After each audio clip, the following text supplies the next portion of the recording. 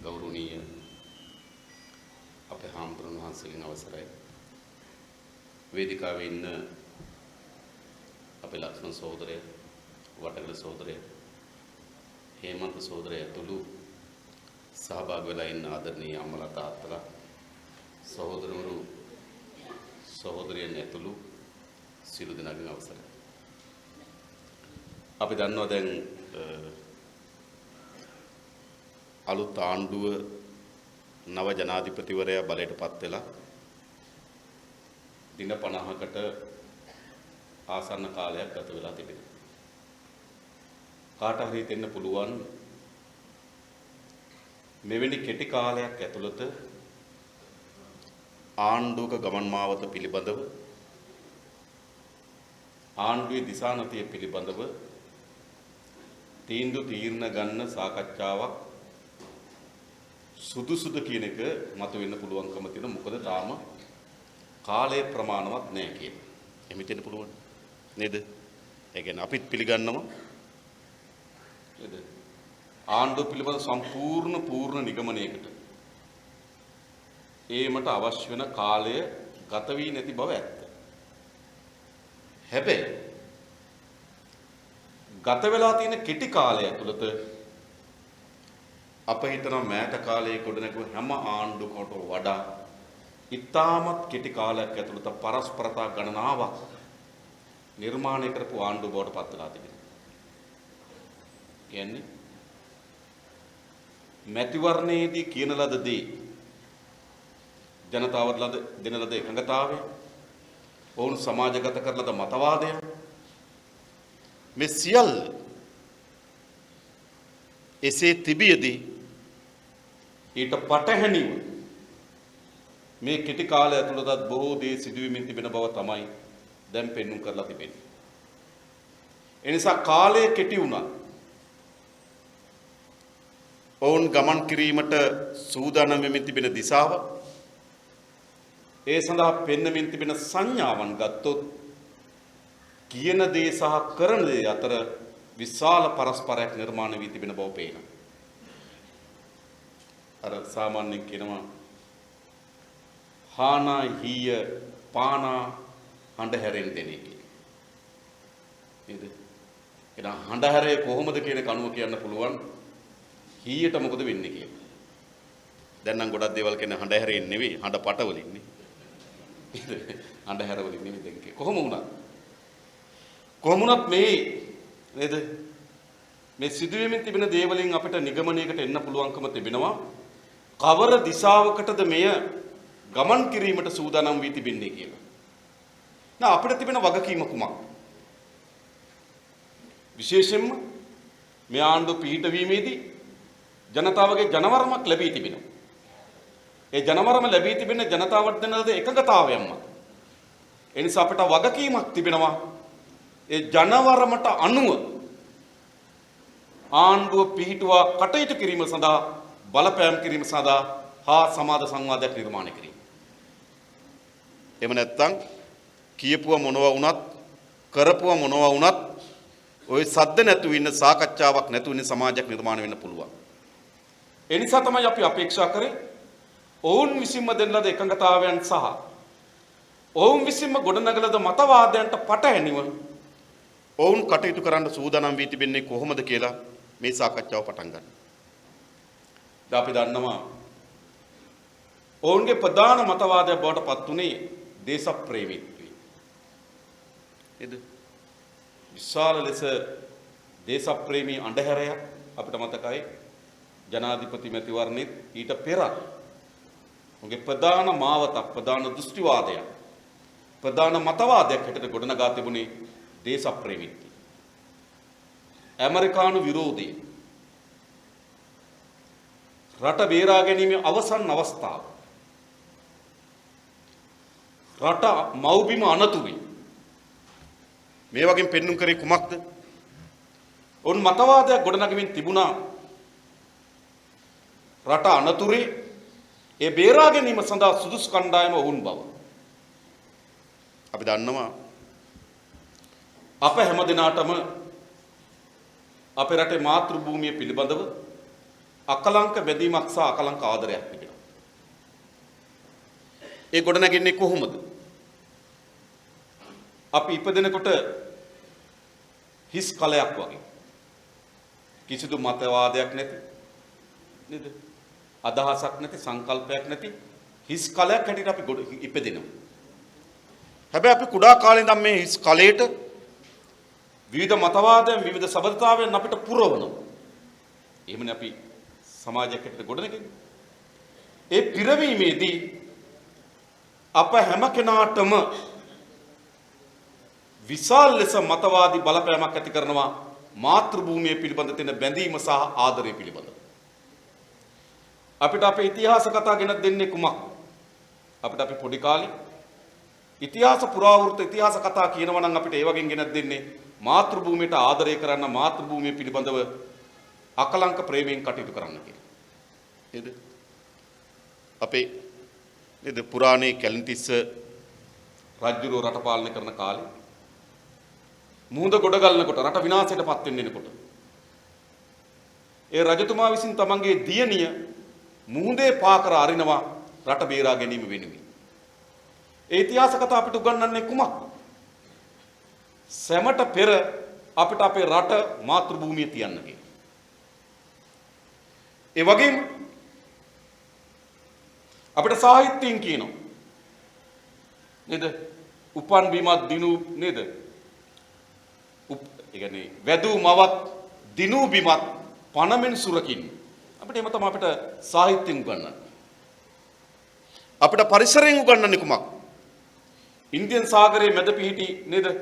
මුතු වැටේවන් රාජ්‍යයක් අපිට තිබෙනවා. ඊටමත් පාරිසරික විවිධත්වයෙන් යුතු රාජ්‍යයක් අපිට තිබෙනවා. නිසා විවිධ ආකාරයෙන් අපේ හිස් කලයට ඇතුල් කරලා අපේ රට අපේ මාතෘ භූමිය පිළිබඳව විශාල ඇල්මක් සහ බැඳීමක් පොදු ජනතාව තුළ නිර්මාණය කරනවා. ඒක අපි කාටවත් තිබෙනවා. මේ දේශපාලකයා මොකද්ද කරන්නේ?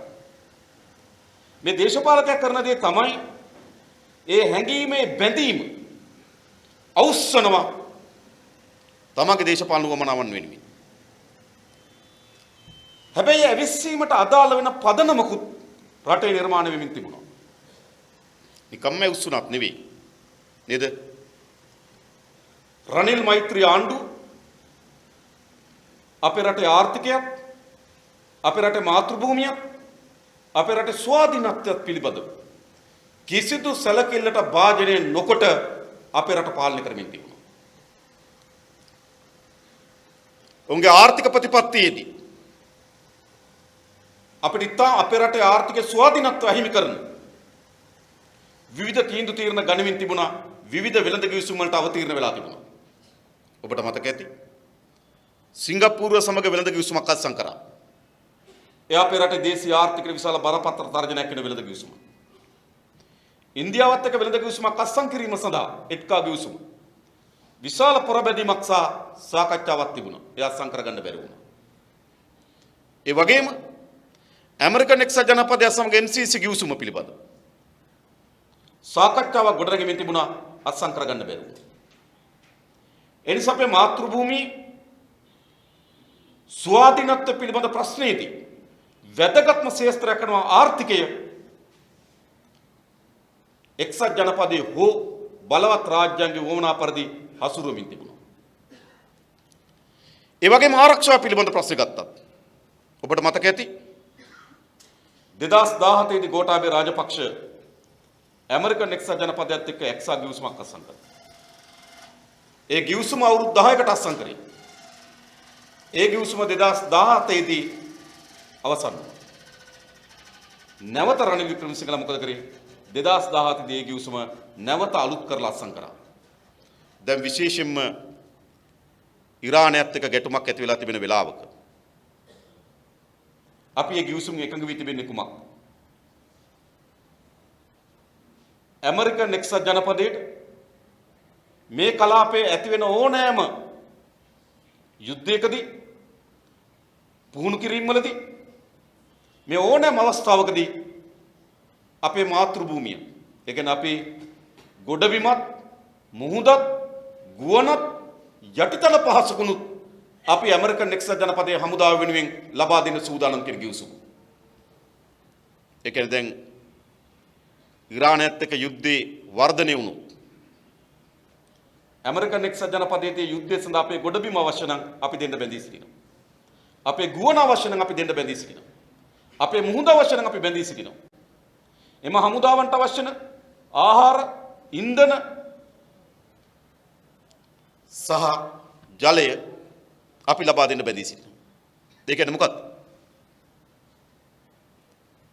යුද්ධය පටන් ගත්තොත් අපි කැමති උනත් අකමැති උනත් කොයි පැත්තද? ඇමරිකාව පැත්ත. අපිට අනුංග පරිප්පු කණ්ඩ වෙන ගිවිසුම. ඉතින් මේක 2007 අත්සන් කර ගිවිසුම.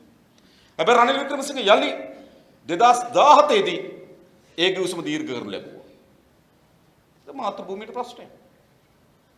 ඒ වගේම ඔබට මතක ඇති 1997 දී චන්ද්‍රිකා එක්සත් ජනපදයේත් එක්ක සෝෆා ගිවිසුම අත්සන් කරා.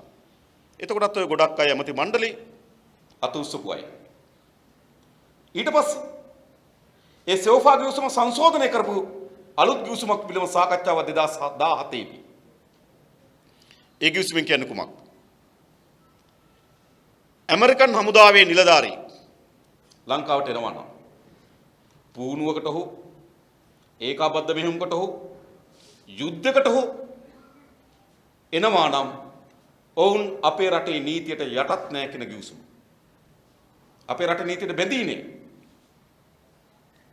ඔවුන් අපේ රටේ කෙනෙක්ව ඝාතනය කරොත් අපේ අධිකරණයට ගෙනියන්න බෑ. අපේ රටේ වාහනයක් අරගෙන ගිහලා ඇක්සිඩන්ට් වෙලා කවුරු හරි අනතුරක් වුණොත් ඒත් ගෙනියන්න බෑ. අන්න ඒ වගේ සෝෆා ගිවිසුම. ඒ සෝෆා ගිවිසුම පිළිබඳවත් රනිල් වික්‍රමසිංහ සාකච්ඡාව දියත් කරලා තිබුණා. ඒ නිසා අපේ රටේ ආරක්ෂාව පිළිබඳ මාතෘභූමිය ආරක්ෂාව පිළිබඳව තර්ජනාත්මක ගිවිසුම් ගණනාවකට රනිල් වික්‍රමසිංහ කටයුතු කරමින් තිබුණා. අනිත් පැත්තෙන් ආර්ථික ක්‍රියාදාමයේදී හම්බන්තොට වරාය විකුණා දැමුව මත්තල ගුවන්තොටුපළ විකිණීම සඳහා ඉන්දියාව සමග සාකච්ඡාවක පැවතුණා. කොළඹ නැගෙනහිර ජැටියේ ඉදිරි කළමනාකරණය සඳහා ජපාන් සහ ඉන්දියානු ඒකාබද්ධ සමාගමක් එක්ක ගිවිසුම් අත්සන් කර ලැබුවා. හම්බන්තොට ප්‍රදේශ අක්කර 15000කට වඩා වැඩි ප්‍රමාණයක් චීනයට පැවරීම සඳහා කටයුතු කරමින් තිබුණා. ඒ නිසා මාතෘභූමියකට විය හැකි විශාල පන්නේ අනතුරු සහිත දේශපාලනයක් මෙහෙවීමක් රනිල් මෛත්‍රී ආණ්ඩුව විසින් සිදු කරමින් තිබුණා. දැන් මොකද වුනේ? ඒක තිබුණේ ඒක ඇත්ත එකක්. අන්නේ ව්‍යාපෘතියට එරෙහිව මහා හඬ නගන්න මහා එරෙහිවන්නන් හැටියට රාජපක්ෂ කඳවුර ස්ථානගත වුණා. ව්‍යාජය. අර ක්‍රියාදාමයට එරෙහිව මාතෘභූමිය ආරක්ෂකය අර ක්‍රියාදාමයට එරෙහිව ඇමරිකන් එක්සත් ජනපදයට එරෙහිව සටන් වදින්න අර ක්‍රියාදාමයට එරෙහිව මාතෘභූමිය පිළිබඳ අකලංක ප්‍රේමයෙන් බැඳුණු දේශප්‍රේමී ලෙස හංවඩුවක් ගහ ගන්න උන් සමත් වුණා. සමත් වුණා. හැබැයි ඔවුන්ගේ ඉතිහාස බැලුවොත් කවුද? 1994 ඉඳන් 2005 දක්වා චන්ද්‍රිකාගේ පාලන යුගයේදී අද එම දේශප්‍රේමී සලුපිලි පටවාගෙන ඉන්න බොහෝ අය චන්ද්‍රිකාගේ ඇමති මණ්ඩලෙ හිටියේ. චන්ද්‍රිකා ඇමති මණ්ඩලෙ හිටියේ. ඒ වගේම විටක චන්ද්‍රිකාගේ අගමැති වෙලා හිටියේ. හැබැයි ඒ වෙලාවේ කොහොමද ව්‍යාපෘතිය ගියේ? අපේ රටේ වැදගත්ම ආයතන 42ක් චන්ද්‍රිකාගේ ආණ්ඩුව විකුණා. වැදගත්ම ආයතන ටෙලිකොම්, සිල්, රැජින ජැටිය, සිමෙන්ති කම්මල, ඔරුවල වාණික. ඒ වැදගත්ම ආයතන විකුණනකොට අත උසෝප්පු අය. 1990 සෝෆා ගිවිසුම අත්සන් කරනකොට කැබිනට් මණ්ඩලයේ අත උසෝප්පු අය. ගොඩක් අය කැබිනට් මණ්ඩලෙ හිටපු අය. රයිට් කාට හරි කියන්න පුළුවන් චන්ද්‍රිකාගේ යුගයේන අපිට කන්ට්‍රෝල් නැහැ. ඒ නිසා අපි අත උස්සුවා කියලා. හැබැයි රාජපක්ෂගේ අවුරුදු 10 අවදියේ මොකද සිදුවේ? ඒ 10 තමයි මම කලින් කියපු සෝෆා ගිවිසුම අත්සන් කරේ ඇමරිකන් එක්සත් ජනපදයේත් එක. ගෝඨාභය රාජපක්ෂ හා එවකට ශ්‍රී ලංකාවේ ඇමරිකානු තානාපති රොබර්ටෝ ඕ බ්ලේක් අතර ඒ ගිවිසුම අත්සන් කරේ. ඒ ගිවිසුම තමයි රනිල් වික්‍රමසිංහ 2017 දී දීර්ඝ කරනු ලබන්නේ. ඒ ගිවිසුම අත්සන් කර රනිල් වික්‍රමසිංහ දීර්ඝ කරනු ලැබුවා. ඒ වගේම අපේ රටේ වැදගත් ආයතන ගණනාවක් විදේශීය සමාගම් වෙත පවරා දෙනු ලැබුවා. ඔයගොල්ලෝ දන්නවා මෙතන වරාය වැඩ කරන සහෝදරයෝ ඇති මං හිතන්නේ. අපේ වරායේ ගැඹුරු මුහුදු තීරය අපිට තිබුණේ දකුණු සංවර්ධන වරාය දිසාවේ. ලෝක විශාල නැව් විශාල වෙනකොට විශාල නැව් සාමාන්‍යයෙන් අපේ නැගෙනහිර සහ අනිකුත් ජැටි වලට ගේන්න පුළුවන්කමක් තිබුණේ. ඒවා මුහුද ගැඹුරු මදි. ගැඹුරු වරායක් සංවර්ධනය කිරීමේ ව්‍යාපෘතියක් අපිට තිබුණා කොළඹ දකුණු සංවර්ධන වරාය. මොකක්ද උනේ? දැන් මේ දේශප්‍රේමී රාජපක්ෂගේ පාලනය අන්නේම වරාය චීන සමාගමකට පවරා දුන්නා ගොඩනගන්න. අද අපේ රටේ කොළඹ වරායේ මෙහෙයුම් වලින් බහලුම් වලින් 35%කට වඩා වැඩියෙන් මෙහෙයුම් ලබන්නේ එම සමාගම. ඒතර වරාය අපි වුණාට නේද වරාය අපේ මුහුදේ තිබ්බට බහලුම් මෙහෙවන්නේ චීනී. දේශප්‍රේමී. ඒ වගේම ඔයගලන්ට මතක ඇති 2002 වසරේදී අපේ තෙල් සංස්ථාව සතු තිබුණු වැදගත්ම ආයතන මැරයින් සර්විස් නැව් වලට තෙල් ගහනන්සි නැව් තෙල් අන්සි ඒක මැරයින් සර්විස් සමාගමක් බවට පත් කරලා ඒ සමාගම රනිල් වික්‍රමසිංහගේ ආණ්ඩුව වික්කා. මේකට ශ්‍රේෂ්ඨාධිකරණ නඩුවක් ගියා. කෝප් වාර්තාව ආවා. කෝප් වාර්තාවේ කරුණු පදනම් කරගෙන නඩුවක් ගියා. එතකොට අග්‍රවිනිශ්චයකාර සරත් තෙල්සිල්ල මහත්මයා තමන් තීන්දුවකින් ප්‍රකාශ කරා මෙය පැවරීම වැරදි කියලා. 2008 අවුරුද්දේ. ඒ පැවරීම වැරදි කෙනෙකුට යලි තෙල් සංස්ථාව සතුව තිබුණු නැව් තෙල් අංශය ලංකාවේ ආණ්ඩුවට ආවා. දේශප්‍රේමී මහින්ද රාජපක්ෂ මහත්මයා අතට ආවා. මහින්ද රාජපක්ෂ මොකද කළේ? යලි ඒක ජෝන් කීල් සමාගමට හා අයියෝ සමාගමට පවරා දෙනු ලැබුවා. අදත් කොළඹ වරායෙන් තෙල් ගහන්නේ නැව් වලට ජෝන් කීල්ස් හා අයියෝ සියලු සමාගම් කීපය. ඒ තමයි දේශප්‍රේමීත්වයේ පැටකිරිය. ඒ වගේම උල්ලිටිය පැල්වත්ත පොළොන්නරුවේ මේ පැත්තේ සෝමවති චෛත්‍ය අසපට අක්කර 5000ක් ඇතුළු අක්කර දහස් ගණන් ඇමරිකානු ඩෝල් සමාගමට පවරා දෙනු ලැබුවා. ඇමරිකානු ඩෝල් සමාගමට ඇමරිකානු ඩෝල් සමාගම කියලා කියන්නේ පාකිස්තානයේ පරිසර විනාශ කිරීමේ හේතු කොටගෙන පළවහන් ලද සමාගමකට අපේ රටේ අක්කර දහස් ගණන් රාජපක්ෂ පාලනය විසින් පවරා දෙන්න ලැබුවා. පැවති දශකයේ පාලනය. ඒ විතරක් නෙවෙයි. ඔයගොල්ලෝ දන්නවා මේ ගෝල්පේස් භූමිය ඉදිරිපිට භූමිය. අපේ රටේ හමුදා මූලස්ථානයේ තිබුණු තැන. හමුදා මූලස්ථානයේ තිබුණා. හමුදා රෝහල තිබුණා. ඒ සියල්ල ඉවත් කරලා අක්කර 10ක් කැතික් සමාගමටයි තව අක්කර 10ක් සැංගිලා සමාගමට සින්න අක්කරව දුන්නා. දේශප්‍රේමී. ඒ වගේම ඔයාලට මතක ඇති බැසිල් රාජපක්ෂ සංචාරක අමාත්‍යවරයා හැටියට කටයුතු කරනකොට ඔය විශාල සංචාරක ව්‍යාපෘතියක් ඇදුවා. ඒ සංචාරක ව්‍යාපෘතියේදී කල්පිටිය කේන්ද්‍ර කරගත්තු සංචාරක කලාපයක් නිර්මාණය කරන්න පටන් ගත්තා. ඒ කල්පිටිය කේන්ද්‍ර කරගත්තු සංචාරක ව්‍යාපාර නිර්මාණය කරන්න නම් ඒ අවට තිබෙන දූපත් විකිණීම සඳහා යෝජනාවක් ගෙනවා. දූපත් 14ක් බත්තලංගුණ්ඩුව ඇතුළු. ඒ දූපත් 14 විකිණීම සඳහා ජාත්‍යන්තර ටෙන්ඩර් කැඳෙව්වා. ඒකෙන් දූපත් දෙකක් වික්කා. તો දූපත් විකුණපු පාලකයෝ දේශප්‍රේමීන් බවට යලි නේද පොරවා ගන්න සමත් වුණා. රනිල්ගේ අවුරුදු 4මාරක අතිශය විනාශකාරී පාලනයට. නැවත දේශප්‍රේමීත්වයේ ඇමරිකන් විරෝධීත්වයේ මාතෘභූමිය පිළිබඳ අකලංක ප්‍රේමය පිළිබඳ බැඳීමේ මහා පෘතුල කණ්ඩායම බවට පත් වුණා අවුරුදු 4මාර ඇතුළත. ඒ නිසා උන් කිව්වා මොකද්ද? රට අනතුරුයි. රට බේරා ගන්න තිබෙන අවසන් අවස්ථාව. එහෙම විශාල දෘෂ්ටිවාදයක් මතවාදයක් නිර්මාණය කරා. උන් දේශප්‍රේමී මාතෘභූමියට අකලංක ලෙස ආදරය කරන්න. මාතෘභූමියේ ජාතික සම්පත් සුරක්ෂිත කරන්න. උන් මොකද කිව්වේ? හම්බන්තොට වරාය චීනට පවරනකොට මහින්ද රාජපක්ෂ කෑ ගහලා කිව්වා ලංකාවේ විකුණන කිසිදු දේපලක් කවුරු හරි ගන්නවා නම් ඒගොල්ලන්ට අපි අනතුරු වගනවා කිව්වා. ආපුවාම අපි ඒවා ගන්නවා කිව්වා. ලේසි නෑනේ. ටිකක් නේද? තාත්තගේ ඉඩමක් පුතා විකුණන්න යනකොට නේද? නැත්තම් පුතාගේ ඉඩමක් තාත්තා විකුණන්න යනකොට අනිත් පැත්තේ සර දානවා වගේ දැම්මේ. ඔයගොල්ලෝ ගන්න එපා. ගත්තොත් අපි ආපහු ගන්නවා. හම්බන්තොට වරාය විකුණනකොට විශාල උද්ඝෝෂණ ගියා. කීප දෙනෙක් අත්තඩංගුවට ගන්න ලැබුවා මට මතකයි. නේද? විකිණීමට එරෙහිව. නේද? ඒ වගේම MCC කිවිසුම් පිළිබඳ සාකච්ඡා වෙනකොට අටමස්ථාන එක පැත්තකට යනවා කිව්වා. දලදා මාලිගාව තව පැත්තකට යනවා කිව්වා. අපේ මාතෘ භූමිය නේද? බෙදා වෙන් කරන කොරිඩෝවක් හදනවා කිව්වා. කොරිඩෝව තාප්පයක් වගේ අපිට බර්ලින් තාප්පය වගේ මවලා පෙන්නුවා. නේද? බටර් ජර්මනිය නැගෙනහිර ජර්මනිය වෙන් කරපු බර්ලින් තාප්පය වගේ අපිට කො MCC කිවිසුම අර තාප්පයක් හැදෙනවා වගේ කතාවක් හැදුවා. හදලා කිව්වා මාතෘ භූමිය අනතුරේ මේ අනතුරටපත් වෙච්ච මාතෘ භූමිය බේරගන්න ඒගොල්ලෝ ගේන්න ඕන කිව්වා. මම කියන්නේ ජනතාව සාධාරණයි.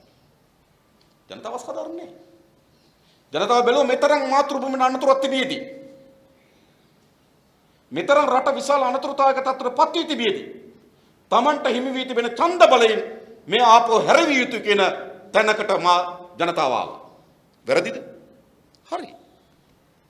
තෝරාගත්තු කෙනයි වැරදි. නැත්නම් ජනතාව එහෙම දැනගන්න වැරදිද? හොඳයි. රට පිළිබඳව මාතෘ භූමිය පිළිබඳව අකලංග හැඟීමකින් යුතුව විදේශගත ශ්‍රී ලාංකිකයන් රට බේරා ගැනීම සඳහා නේද? මෙහෙට ගමන් කරන හොඳයි. රටක් පිළිබඳ බැඳීමක් හැඟීමක් තිබෙන ජනතාවක් නිර්මාණය වීම හොඳයි. හැබැයි ඒ ජනතාව විසින් තෝරාගත්තු කෙනා වැරදි. ඒක අපිට තියෙන ප්‍රශ්න. දැන් මොකද ඊට පස්සේ සිදුවෙමින් තිබෙන්නේ? මේ උණුසුමටම මේ ගැම්මටම ගෝඨාභය රාජපක්ෂ ඉන්දියාවට ගියා. ඉන්දියාවට ගිහලා දැඩි ප්‍රකාශයක් කරා. මොකද්ද? මට මතකයි මැතිවරණ ව්‍යාපාරය ඇතුළත කරා. සියලු විකුණා තිබෙන දේවල් පිළිබඳව නැවත සමාලෝචන කරලා පවරා ගන්න කටයුතු කරනවා. ඒ ගැම්මටම ඡන්ද ඉවරලා දින කීපයක ඉන්දියාවට ගිහලා ඒ ගැම්මටම කිව්වා හම්බන්තොට වරාය චීනට පවරා දීම අත්වැරද්දක්. මම ඒක යලි සමාලෝචනය කරනවා. අපිට පොඩි අප්පුඩියක් ගැහුණා. ඒ ඉතින් නේද? ලීසි නෑ රටේ ජනාධිපතිවරයෙක් ඉන්දියාවට ගිහලා කියනවා හම්බන්තොට වරාය චීනට පවරා දීම අත්වැරද්දක්. මම ඒක යලි සමාලෝචනය කරනවා. ජනතාව හිතුවා දේශප්‍රේමී පාලකයෙක් ඇවිල්ලා රට ගලවා ගන්න කියලා. සති දෙකයි ගියේ. විදේශ මාධ්‍ය කැඳවලා කිව්වා අර ඉන්දියාවේ මේක විදේශ මාධ්‍ය කැඳවලා කිව්වා. හම්බන්තොට වරාය චීනට පවරා දීම 100% නිවැරදි. එසේම පවතින මා ඉඩ දෙනවා. දැන් දේශප්‍රේමීත්වය පිළිබඳව විශාල නේද සාකච්ඡාවකින් ආපු පාලකෙක්. ඒ උණුසුමේම හම්බන්තොට වරාය පිළිබඳව ඉදිරිපත් කරපු මතය අනිත් පැත්තට හැරෙව්වා සති දෙකක් ඇතුළත. මොකක්ද වෙලා? ඊළඟ MCC කිවිසුම් පිළිබඳව. අත දබන්න MCC කිවිසුම් පිළිබඳව. මැතිවරණ ව්‍යාපාරේ මම හිතන්නේ රාජපක්ෂ කඳුරට වාසසහගත විශාල හැරවුම් ලක්ෂ දෙකක් තියෙනවා. එක පාස්කු ප්‍රහාරය. පාස්කු ප්‍රහාරය තමයි මේ තත්ත්ව නිර්මාණය. මොකද ගෝඨාභය රාජපක්ෂට තියෙන බ්‍රෑන්ඩ් නේම් එක ගෝඨාභය රාජපක්ෂ මොන වගේද කිව්වොත් දැඩි නේද යුද්ධ ඉවර කරපු ආරක්ෂාව පිළිබඳව බ්‍රෑන්ඩ් එකක් තියෙන ගෝඨාභයට. ඒ කියන්නේ ගෝඨාභයගේ සන්නාමයනේ. ඒ කියන්නේ යා යුද්ධ ඉවර කරනකොට ආරක්ෂක ලේකම්වරයා දැඩි පාලකයෙක්. ඒක තමයි ගෝඨාභයට තිබුණු සන්නාමය. හැබැයි සන්නාමය නිකම් විකුණන්න බෑ. ඒ බ්‍රෑන්ඩ් එක විකුණන්න මාකට් එකක් ඕන. ඒ බ්‍රෑන්ඩ් එක විකුණන්න මාකට් එකක් නම් අනාරක්ෂිත සහ අරාජික රටක් වුණා. ඒ අනාරක්ෂිත අරාජික රට නිර්මාණය වෙන්නේ පාස්කු ඉරිදා ප්‍රහාරය. බ්‍රෑන්ඩ් එක ගෝඨාභයගේ විකුණන්න සමත් වෙන මාකට් එක හැදෙන්නේ අප්‍රේල් 20කින් පස්සේ. කවදා හරි අප්‍රේල් 21 ප්‍රහාරය හැබෑ තතු මුල් අපිට එළිදරව් කරගන්න පුළුවන් වෙයි කියලා අපි විශ්වාස කරනවා.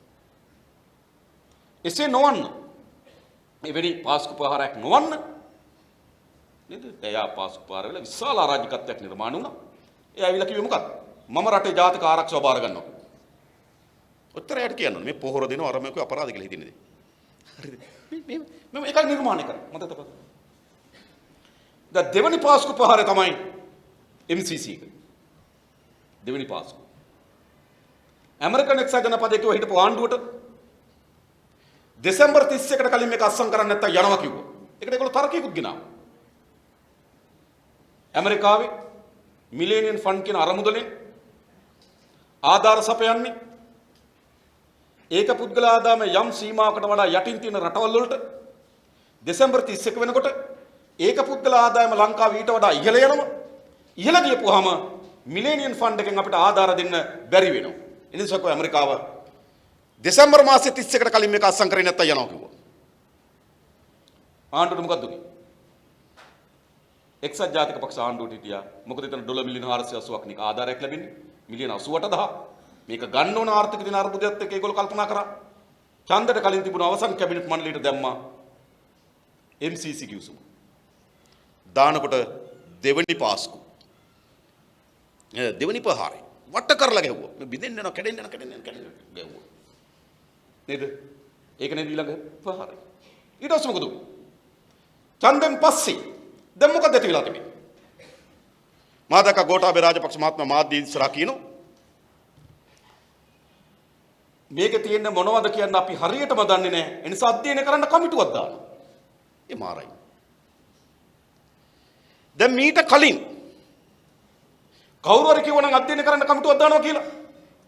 ටියුෂන් මාස්ටර්වරු අතර කට්ටිය ඇවිල්ලා කමිටු දාන්න දෙයක් නැහැ. මෙන්න මේවා කියලා කියනවා. දැන් කවුරුත් කියනවා.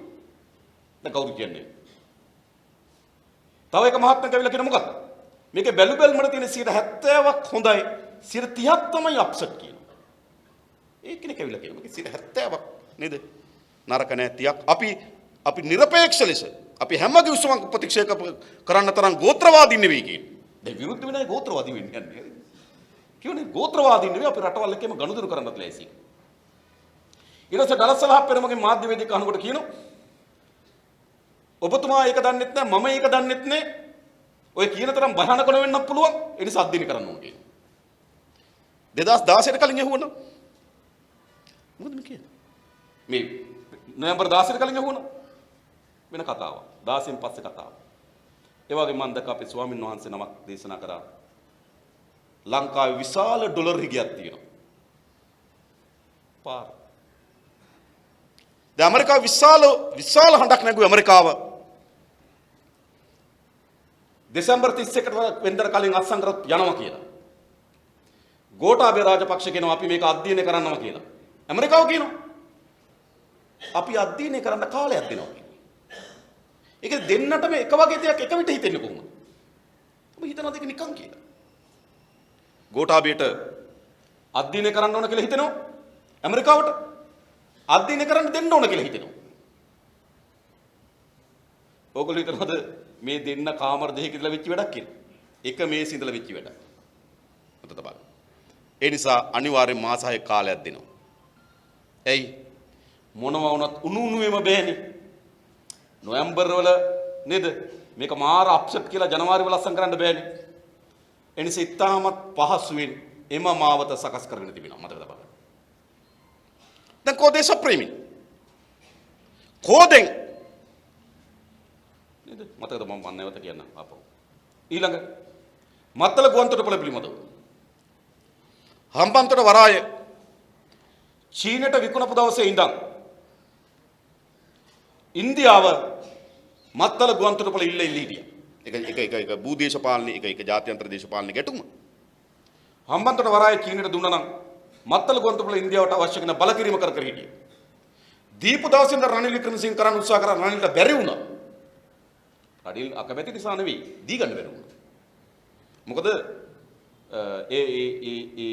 මත්තල ගුවන්තොටුපළ පවරා දෙන්න කලින් අපේ ගුවන් සේවා පනත සංශෝධනය කරන්න. පනත සංශෝධනය කරන්න පාර්ලිමේන්තුවට එන්න. මේක රනිල්ට නිකන් අරලියගහ මන්දිරේ ඉඳන් අස්සම් කරගන්න පුළුවන්කම තිබුණා නම් අස්සම් කරනවා. නමුත් පනත සංශෝධනය කරන්න ඕන. මොකද අපේ රටේ ගුවන්තොටුපළවල් නේද වෙනම ඒ වෙනම අධිකාරි වලට පවත්වාගෙන යන්න බෑ. ඒ නිසා පනත සංශෝධනය කරන්න. පනත සංශෝධනය කරන්න පාර්ලිමේන්තුවට ගේනවා. ඒතර මේක කරගන්න බෑ. නිසා රනිල් වික්‍රමසිංහට බැරුව ගියා. හැබැයි අලුත් ගුවන් සේවය ඇමති ප්‍රසන්න රණතුංග මොකද කිව්වේ? මත්තල ගුවන් තොටුපළේ කළමනාකරණය සඳහා නව විදෙස් ආයෝජකයෙක් කැඳවන්න අපි ලෑස්ති. මොකක්ද දන්නේ ඒ කියන්නේ? මේ තෙතෙන්ට අවිලා තියෙනවා. දැන් දේශීය සම්පත් ආරක්ෂා කර ගැනීම පිළිබඳව මහත් නේද දේශ ප්‍රේමීත්වයෙන් දොඩවපු අය ඉතා කෙටි කාලයකට මතක තබා ගන්න. සමහර ආණ්ඩු මතක තබන්න. චන්ද්‍රිකා 3.50ට පාන් දෙනවා කියලා ආපු දවස්වල දුන්නා. දීලා මාස 7-8ක් ගිහලා තමයි පාන් වැඩි කරේ. මේක එහෙම නෙමෙයි. ඒකයි මේ සම්මන්ත්‍රණය ඉක්මන් වෙන්නේ. නොවැම්බර් මාසෙ වල දෙසැම්බර් මාසෙ වෙනකොට මේක අනිත් පැත්ත කරන්න පටන් ගන්න තියෙනවා. නේ නොවැම්බර් මාසෙ වල දෙසැම්බර් මාසෙ වලට මේක අනිත් පැත්ත කරනවා. ඒ වගේම තමයි ඉඩම් විකුණන පේවා පවර ගන්නවා කියපු අය. මොකද කරේ? නැවත සැංගිලා හෝටලෙට පිටිපස්සේ අක්කර 3ක් ආයෙ පවරා දුන්නා.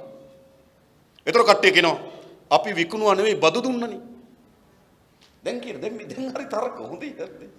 දෙ විකුණුවා නෙවෙයි බදු දුන්නා. කොතර කාලයකට? අවුරුදු 99කට. අවුරුදු 99කට බදු දුන්නා කියන්නේ කවුද? දීපු කෙනත් නේ. නේද? දීපු කෙනා ඉන්නවද? ගත්තු කෙනා ඉන්නවද? මේක අහගෙන ඉන්න ඕගොල්ලෝ ඉන්නවද? අපි කවුරුත් නැහැ. අවුරුදු 99ක් යනකොට ලෝකේ හෝටල් පොළවේ හයිදද උඩ හදයිද අපි දන්නේ. අවුරුදු 99කට පස්සේ හෝටල් තියෙද බිමම. ඒක ලෝක අවුරුදු 99ක් කියන්නේ දෙවන්ත නේද? පරම්පරා තුනක කාලයක්. ලෝකෙ කොච්චර පරිවර්තන සිද්ධ වෙයි. හෝටල් බිමම තියෙද උඩ තියෙද දන්නේ. ඒතකොට ඔගේ වැඩකුත් නැහැ. විකිනීම තමයි අවුරුදු 99ක් කියන්නේ. කවුද පොතේ ලියාගෙන ඉඳලා 99ක් යනකොට දීපන් කියන්නේ ඉන්නේ? කවුද ඉන්නේ? ඒ නිසා විකිනීම යලි ආරම්භ කරලා තිබෙනවා.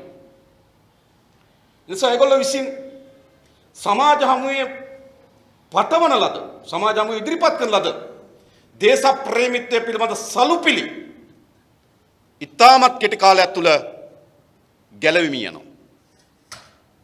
ඒක තමයි මම කියන්නේ. මාස එකමාරක කාලයක් ඇතුළත මෙහෙම සිද්ධ වුණා නම් තව බලය අවුරුදු 5ක් යනකොට මොනව වෙයි? තමන් විසින්ම ගොඩනගන ලද මතය තමන් විසින්ම ගොඩනගන ලද බලවේගය පිළිබඳ කිසිදු සැලකිල්ලක් නොකොට මාසයකමාරක් යනකොට කටයුතු කරන්න පුළුවන් නම් අවුරුදු 5ක් යනකොට දේශ ප්‍රේමීත්වය කොතන තියෙද කියලා අපිට තේරුම් ගන්න පුළුවන්. ඒ නිසා මාතෘ භූමිය පිළිබඳව කලින් කිව් පරිදිම ජනතාවගේ තිබෙන බැඳීම, ජනතාවගේ තියෙන ආදරය, ජනතාවගේ තියෙන ලෙන්ගතුකම කොල්ල කාපු පාලකයෝ. අපි කාටත් අපේ රට පිළිබඳ ලෙන්ගතුකමක් වෙන බැඳීමක් තිබෙන ආදරයක් තිබෙනවා. අන්නේ ආදරේ ලෙන්ගතුකම බැඳීම කොල්ලකයක්. ඒක තමයි මම කිව්වේ ජනතාව රට පිළිබඳ ආදරය කරන එක ගැන අපි සතුටු වෙන්න ඕන. හැබැයි ජනතාවට අපි ආරාධනා කරන්න ඕන සැබෑ පාලකයා තෝරාපත් කරගන්න. ඒක තමයි ඔගේ පළවෙනි දෘෂ්ටිකෝණය. ඒක පළවෙනි මතවාදයේ පෙත්තට හැදුවා. දෙවෙනි මතවාදය මොකක්ද ඒගොල්ලෝ නිර්මාණය කරේ? දෙවෙනි මතවාදය ඒගොල්ලෝ නිර්මාණය කරා අතිශය පාරිශුද්ධ පාලනයක් හදන බව. අතිශය පාරිශුද්ධතාවය. ඒක නිකම් මේ මම කියන්නේ ඒගොල්ලෝ ඉන්න දේශපාලනයත් එක්ක ඒගොල්ලන්ට පවත් ගන්න බැරි පාරිශුද්ධත්වයක් නිර්මාණය කරා. ඒකටත් හේතු වුණා මොකද්ද? රනිල් වික්‍රමසිංහගේ පාලනය. රනිල් වික්‍රමසිංහ පාලනය මහජනගේ දේපල කිසිදු සැලකිල්ලක් නොකොට නාස්ති කරා. මට මතකයි රවි කරුණානායක කැබිනට් මණ්ඩලයේ පත්‍රිකාවක් දැම්මා. රාජ්‍ය ආයතන වලට වාහන ගන්න මාසෙකුලි ආසන වශයෙන් ගත්තොත් ලක්ෂ 7කට කිට්ටු වෙනවා. අවුරුදු 4 වෙනකොට වාහන දෙකක් ගන්න පුළුවන්. වරායේ තිබුණු රේග විසින් අත්අඩංගුවට ගන්න තිබුණු ප්‍රාඩෝ රථ 500කට වඩා වැඩි ප්‍රමාණයක් නිදහස් කරා ලක්ෂ 17ක් වෙනි සොච්චන් දඩයකට. ලක්ෂ 150 දක්වා දඩයක් ගහන්න පුළුවන් වංචාවකට. ඊට පස්සේ අමාත්‍යවරුන්ට විවිධ ගණන ලද බිල්ඩින් විශාල මිල අධික ගොඩනැගිලි ගන්න පටන් ගත්ත මහජනගේ දේපල පිළිබඳ කිසිදු සැලකිල්ලක් නොකොට. ආණ්ඩුව නියෝජනය කරන മന്ത്രിවරුන්ට වෙනම වාහන දෙන්න පටන් ගත්තා. ලක්ෂ 2ක් අතිරේකව දෙන්න පටන් ගත්තා. මේ විදිහට මහජනක ධනය නාස්ති කරමින් හිටියා. ඒ වගේම හොරකම් කරමින් තිබුණා. මහ බැංකු වංචාව ඇතුළු මහා පරිමාණ හොරකම් වලින් පිරිච්ච පාලනයක් බවට පත් වුණා රනිල්ගේ පාලනය. අන්න නැවත අපේ රටේ සෑම ජනතාවක්ම මහජනක දේපල නාස්ති කරනට විරුද්ධ මහජනක දේපල හොරකම් කරනට විරුද්ධ ජනතාව කල්පනා කරා නාස්තියෙන් හොරකමින් තොර පාලනයක් හදා ගන්න ඕන කියලා. එමෙන්න කල්පනා කරා. හැබැයි තෝරාගත්තේ ඒකේ කෙල පැමිණි කප් ගහපු අය තෝරාගත්තා. හොඳ තමයි. ඒක ජනතාවගේ අදහස හොඳයි. තාම තීරණය කළා හොරකම නතර කරන පාලනයක් ඕන. නාස්තිය නතර කරන පාලනයක් ඕන. ජනතාව හොඳයි. හැබැයි තෝරාගත්තු පාලනේ වැරදි. එයි ඔවුන් ඉතිහාසය තුළ ඕනෑමටත් වඩා වැඩි නොප්පු කොට තිබෙනවා. මහජනක දේපල සහ නේද මහජනකගේ ආර්ථිකයන් පිළිබඳ කිසිදු සැලකිල්ලක් නොකොට කටයුතු කරන පාලක කණ්ඩායමක් කියලා. නේද? සිරන්ත රාජපක්ෂ ප්‍රංශේ වෙසක් බලන්න යන ලක්ෂ 250කට වැඩි ගියා. වෙසක් බලලා මේ මහජනකගේ ධනය නේද විනාශ කරපු අය. එනිසා ඒගොල්ලෝ මතයක් නිර්මාණය කරා න රනිල්ගේ වික්‍රමසිංහ ආණ්ඩුව මේක නාස්ති කළා තියෙනවා. ඒගොල්ලෝ කරපු අය. ඒ නිසා පාරිශුද්ධත්වයෙන් පිරුණු පාලනයක් වුණා කියලා. ඒගොල්ලන්ටම පාලනය කරගන්න බැරි පාරිශුද්ධතාවයක් ඒගොල්ලෝ ආරෝපණය කරගත්තා. ආරෝපණය කරගෙන කිව්වා මොකද්ද? අපි විද්‍යාත්මක කැබිනට් මණ්ඩලයක් හදනවා. පාරිශුද්ධත්වය. දැන් මොකද කරන්නේ? කැබිනට් මණ්ඩලය 16යි. හැබැයි ඔයගොල්ලෝ දන්නවද? අමාත්‍යංශ 28යි. කැබිනට් මණ්ඩල 16යි. අමාත්‍යංශ 28යි. අඩු වෙලා තියෙන්නේ මොකද්ද? මුකුත් අඩු වෙන්නේ නැහැ. හැම අමාත්‍යංශයකටම ලේකම්වරයෙක් එනවා. හැම අමාත්‍යංශයකටම ගොඩනැගිල්ලක් එනවා. හැම අමාත්‍යංශයකටම කාර්ය මණ්ඩලයක් එනවා. ඒ හැම අමාත්‍යංශයකටම අර 16න් එක්කෙනෙක් ඇමති වෙනවා. දැන් මහින්ද රාජපක්ෂ මහත්තයාට තුනක් තියෙනවා. නිවාස සංවර්ධන, මුදල් සහ ආර්ථික බුද්ධ ශාසනමයි. නේද? තුනක් තියෙනවා. ඒතර ඔහු මහින්ද රාජපක්ෂ උනාට උට ඇමතිකම් තුනක් තියෙනවා. ඒ ඇමතිකම් තුනට අවශ්‍ය වෙන කාර්ය මණ්ඩල හම්බ වෙනවා. ඒ අමාත්‍යංශ තුනට වෙනම ගොඩනැගිලි තියෙනවා. ඒ අමාත්‍යංශ තුනට වෙනම ලේකම්වරු ඉන්නවා. මොකද්ද? අඩු වෙලා තියෙන්නේ මොකද්ද? මොකද්ද අඩු වෙලා තියෙන්නේ? බොඩි එකක් විතරයි. හරිද? අඩුම තරමේ බොඩි එකක් දෙන සාධාරණයි නේ. එක පැත්තකින් සාධාරණයි. තුනක් එක්කෙනෙකුට දෙනවට වඩා තුනක් තුන් දෙනෙකුට දෙනකොට කාර්යක්ෂම වේවි. හැබැයි 16 හතර තියෙන්නේ කොහොමද? මහින්ද රාජපක්ෂ මහත්තයා 3යි, චමන් රාජපක්ෂ මහත්තයා 2යි, නිමල් සිරිපාලට 2යි, මහින්ද අමරවීරට 2යි. නේද? මේ ආදී විලස තමයි අමාත්‍යංශ හදලා තියෙන්නේ. ඒ නිසා මේ 16 කියන්නේ බොරුවක්. අමාත්‍යංශ 28ක් තිබෙනවා. ලේකම්වරු 28 දෙනෙක් ඉන්නවා. ගොඩනැගිලි 28ක් තියෙනවා. නේද? එක ඇමති බොඩි එකක් තියෙනවා. හැබැයි ඇමති කාර්ය මණ්ඩලය හම්බ වෙනවා. වාහන හම්බ වෙනවා. මොකටද බලන්න. ඒ නිසා අමාත්‍යංශ 16 කියලා කියන බොරුවක් ඒගොල්ලන්ට කරන්න බැරි වැඩක්. ඒගොල්ලෝ විද්‍යාත්මක කැබිනට් මණ්ඩලයක් පිළිබඳව ගොඩනැගුවා. ඒක බොරුවක් වෙලා තියෙනවා. ඊළඟ මොකද්ද? අමාත්‍ය මණ්ඩලයට සරිලන නියෝජ්‍ය අමාත්‍යවරු. අමාත්‍යවරයෙක් ඉන්නවා, නියෝජ්‍ය අමාත්‍යවරයෙක් ඉන්නවා. සාමාන්‍ය කැපරේටිව් සම්ප්‍රදාය. ඇමතිවරයෙක් ඉන්නවා, ඇමතිවරයාට සහාය සඳහා නියෝජ්‍ය අමාත්‍යවරයෙක් ඉන්නවා. ඇමතිවරයා බැරි වෙලාවත් විදේශගත වුණොත් වැඩබලන ඇමතිවරයාට නියෝජ්‍ය අමාත්‍යවරයෙක් පත් වෙනවා. ඇමතිවරයා බැරි වෙලාවත් අසනීප වුණොත් වැඩබලන ඇමතිවරයාට නියෝජ්‍ය අමාත්‍යවරයෙක් පත් වෙනවා. මෙහිමනේ තිබුණේ. ඒකට පදනමක් තිබෙනවා. ඇමතිවරයා සහ නියෝජ්‍ය අමාත්‍යවරයා කියන එකට පදනමක් තියෙනවා. අපිට කවුරු හරි කාට හරි පැහැදිලි කරලා දෙන්න කියන්නේ. ඇමතිවරයා සහ රාජ්‍ය අමාත්‍යවරයා අතර වෙනස මොකක්ද? මොකද්ද වෙනස? කැබිනට් මණ්ඩලයට යන්නේ නැති එක විතරයි. ඉතින් ඔච්චර ඔක්කොම ගන්න කිරියත් මොකෝ වෙන්නේ? ඔච්චර වෙනස් තියෙන්නේ. ලේකම්වරයෙක් ඉන්නවා. කාර්ය මණ්ඩලයක් එනවා. අර ගොඩක් රාජ්‍ය අමාත්‍යවරුන්ට. ඉතින් අර වැඩේමනේ කරලා තියෙන්නේ. රාජ්‍ය අමාත්‍යවරු කීයක් ඉන්නවද? රාජ්‍ය අමාත්‍යවරු 38ක් ඉන්නවා. ඉස්සලම් පත් කරා රාජ්‍ය අමාත්‍යවරු 35යි, නියෝජ්‍ය අමාත්‍යවරු 3 දෙනයි කියලා. මොකද කරේ? දවස් දෙකක් යනකොට නියෝජ්‍ය අමාත්‍යවරු 3 දෙනා රාජ්‍ය අමාත්‍යවරු වුණා. මොකක් නිසාද දන්නේ? කරේ. අපිට තේරෙන්නේ අදරෑ හිතෙනවා නියෝජ්‍ය අමාත්‍යවරු දෙන්න ඕනද 3 දෙනෙකුට. හෙටරෑ හිතනවා රාජ්‍ය මාතෘ දෙන්න ඕන කියලා. හීනෙන්ද තීන්දුව දෙන්නේ. මොකද්ද මේ? දැන් මේ විද්‍යාත්මක භාවයේ කෙලපැමිණි පාලනයක් හදනවා කියවනේ අපිට. ඒ නිසා ආර මතක තබා ගන්න. මේ ඔක්කොම කරන්නේ මාර්තු මාසයේ පළවෙනිදා පාර්ලිමේන්තුව විසිරු හරින්න පුළුවන්කම තිබෙදී. ඉතින් ඡන්දයක් කට උඩ තියාගෙන මේ මාසේ පළවෙනිදාට කලින් ඡන්ද එනවා. ඡන්දයක් කට උඩ තියාගෙන නම් මෙහෙම ඇසිරෙන්නේ. ඒ ඡන්දෙන් පස්සේ දිගු පාලනයක් හදුනොත් කොහොම වෙයිද? අඩුම තරමේ ඡන්දයක් ආසන්නයේ තියෙනකොටවත් යම් සැලකිල්ලෙන් පාලනය කරමින් තිබෙනවා. හැබැයි අද පෙන්눔 කරමින් තිබෙන ඡන්දයක් කට උඩ තිබියදී පවා මෙසේ හැසිරෙනවා නම් ඡන්දෙන් පස්සේ කෙසේ වේවිද? ඊළඟ අපේ ලක්ෂ්මන් සහෝදරයා ඉදිරිපත් කරපු කිව්වා. මොකක්ද? විශාල කමිටුවක් දාලා ඒ කමිටුව හරහා රාජ්‍ය ආයතන පාලනය කිරීමේ කණ්ඩායම් පත් කරනවා කිව්වා. දැන් කමිටුවෙන් තේරලා ඉන්නේ කවුද? පරිසර මධ්‍යම පරිසර අධිකාරියට ජනාධිපති අපේක්ෂකයි. පෞගේ ඡන්ද දිල්ල. මධ්‍යම පරිසර අධිකාරියට තේරලා තියෙන්නේ. හරිද? ඡන්ද දිල්ලපු කෙනෙක්. අර කමිටුවේ. ඊළඟ නිවාස සංවර්ධන අධිකාරියට පැය 24ම නෙළුම් මාවතේ කාර්යාලයේ ඉන්න කෙනෙක්. රේණුක පෙරේරා. පළාත් මාර්ග සංවර්ධන අධිකාරියට මහරගම කොඩිකාර. විද්වත් කමිටුවෙන් තෝරලා තියෙනවා. හරිද? මේ කාටද මේවා කියන්නේ? කාටද මේ කියන්නේ? මත තබා ගන්න. ඒ නිසා මොකද සිද්ධ වෙලා තිබෙන්නේ? තමන් විසින්ම අති පාරිශුද්ධ පාලනයක් පිළිබඳ ගොඩනැගුවා. හැබැයි තමන් විසින්ම ගොඩනගා තිබෙන පාලනය අර නිකන් නේද? ගඩොල් ගොඩක් පෙරලනවා වගේ එකින් එක වැටමින් පැරණි නේද? අර නාස්තිකාර පාලනයෙන් බව ඔප්පු කරමින් තිබෙනවා. හැබැයි ඒ අතර යමක් කරනවා අපිත් එක්ක පිළිගන්න ඕනේ. ඒ අතර මොකද්ද කරන්නේ? ජනාධිපති කාර්යාලය අඩු කරා කිව්වා. හොඳයි.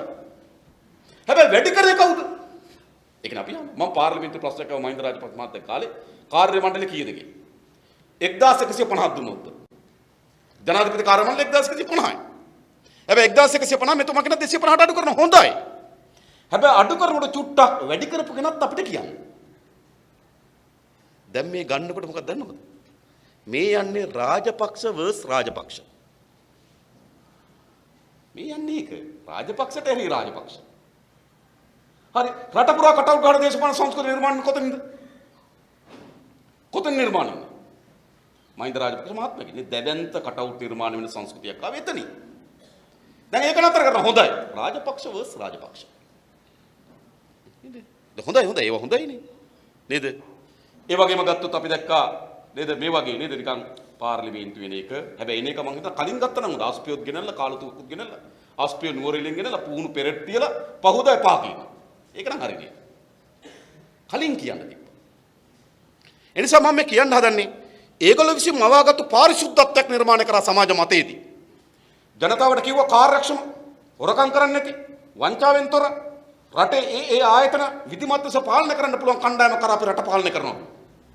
හැබැයි සිද්ධ වෙමින් තිබෙන්නේ කුමක්ද? පැරණි දේම යලි පෙළ ගැසෙමින් තිබෙනවා. අලුත් දෙයක් නෑ. ඒ නිසා පාරිශුද්ධත්වයද ඉලිදරව් වෙමින් තිබෙනවා. ඊළඟ ඒගොල්ලෝ කිව්වා මොකද? රටේ ආර්ථිකයේ ඇති වී තිබෙන බර ජනතාව මත පැටවිලා තිබෙනවා. මේක ජනතාවට දරා ගන්න බෑ. ඒ නිසා ජනතාවට සහන දෙන්න පටන් ගන්න ඕනේ. ගොවි ජනතාව ගාවට ගිහලා කිව්වා නේද? අපි කුසකර්මාන්තයේ වී සඳහා රුපියල් 50ක් නාඩු වලටත් 51ක් සම්බ වලටත් දෙන්නම් කිව්වා. අපි බලමු තාම පටන් ගත්තේ නෑ මහ කන්න කැපෙන්න. දැන් මේ පෙබරවාරි වෙනකොට මහ කන්න එනවා. බලා ගන්න පුළුවන් 50ටයි 51ටයි ගන්නේ කවුද කියලා. ඊට පස්සේ කිව්වා ගොවි ජනතාවට අපි පොහොර දෙනවා කිව්වනේ. මේ සහන මොකද ජනතාව පීඩනයක හිටියේ. බදු ගහලා බර වැඩි වෙලා ජනතාවට ජීවත් වීමේ අසීරුතාවයක් නිර්මාණය වෙලා තිබුණා. අන්න ඒක ගත්ත අතට අරගෙන කිව්වා අපිට පාලනය දෙන්න. අපි ජනතාවට සහන දෙන්න. ජනතාවගේ ජීවත් වීමේ බර අඩු කරන පාලනයක් හදනවා කිව්වා. ජනතාවට එදිනෙදා අත්‍යවශ්‍ය බහඬ අඩු මිලට මිලදී ගත හැකි සහන මල්ලක් හදලා දෙනවා. සහන මල්ල. ඒකේ පරිප්පු තියෙනවා, ලුණු තියෙනවා, පොල් තියෙනවා, හාල් තියෙනවා නේද? උම්මලකට තියෙනවා සැමන්ටින් එකක් තියෙනවා මේ જાතියේ සහන මල්ලක් කියලා කිව්වා හැම පවුලකටම සතියකට සරණ සහන මල්ලක් සාධාරණ මිලකට දෙනවා කිව්වා. දැන් වෙළඳ පොළට ගිහලා කිව්වා. සහන මල්ලේ ලුණු නෙවෙයි කඩේ ලුණුත් නෙත්. මේ පවුගේ දැන් ලුණු කීයද මිරිස් කීයද මං කියන්නේ ඒවා අපිට තේරුම් ගන්න පුළුවන්. ඒ නිසා මොකද වෙලා තිබෙන්නේ? ඒ වෙලාවෙත් ඒගොල්ලෝ නිර්මාණය කරේ මොකද්ද? ජනතාවට ජීවත් වීමට අසීරු තත්ත්වයක් නිර්මාණය තිබුණා. ඒ අසීරු තත්ත්වය ඒගොල්ලෝ අපිට පාලනය දෙන්න අපි සහන නිර්මාණය කරලා දෙන්නම්. හැබැයි අද මොකද වෙලා තිබෙන්නේ? අද නිර්මාණය වී තිබෙන දේ තමයි හාල් මිල ඉහළ ගිහින් තිබෙනවා. දැන් අපි නිකන් ඔයගොල්ලෝ සාමාන්‍යයෙන් අපි ආර්ථික විද්‍යාව දන්නවා. ඉල්ලුම වැඩි වෙලා සැපයුම අඩු වුනහම මිල ඉහළ යනවා. දැන් හාල් මිල ඉහළ කියලා තියෙන්නේ එහෙමද? ඔයගොල්ලෝ වෙනදාට වඩා වැඩියෙන් ගිහලා හාල් ගන්න ගියාද? නෑ ඉල්ලුම වැඩි වුණේ නෑ. සැපයුම අඩු වුණාද? නෑ ඔයගොල්ලෝ බලන් හිටියොත් නුවර පාර දිහා නේද? දිගටම හාල් ලොරි ටික එනවා. කඩේට ගියොත් හාල් නැද්ද?